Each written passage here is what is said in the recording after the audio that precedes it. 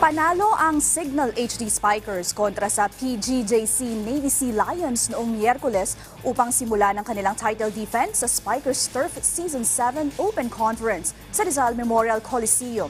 Balikan natin ang aksyon sa ulat ni Daryl Oclares.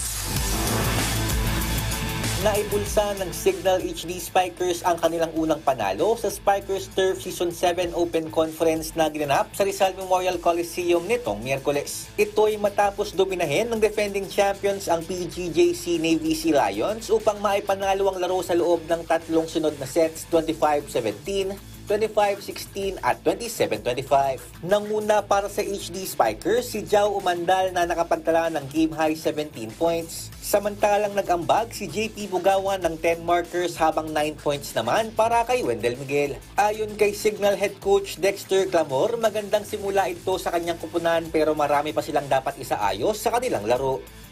It's a good start for us.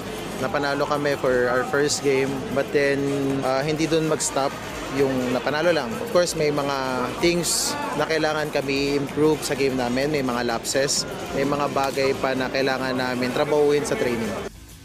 Binigyang papuri rin ni Clamor si Umandal na tinawag niyang bagong leader at muka ng HD Spikers.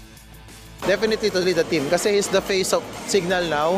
And what's good about him, he has a good attitude too. Sobrang napaka-hard worker ni Jao. Wala akong masabi. He follows the system. It's a different Jao Umandal. Mas matured, mas consistent, mas gusto mag-deliver at mas gusto pa rin mag-champion. Samantala, sa unang laban naman, pinadapa ng Philippine Air Force Airmen ang Richmark Sports 3V Elite Spikers sa loob ng apat na set 22-25, 25-17, 25-18 at 25-23. Daryl Oclares para sa Pambansang TV sa Bagong Pilipinas.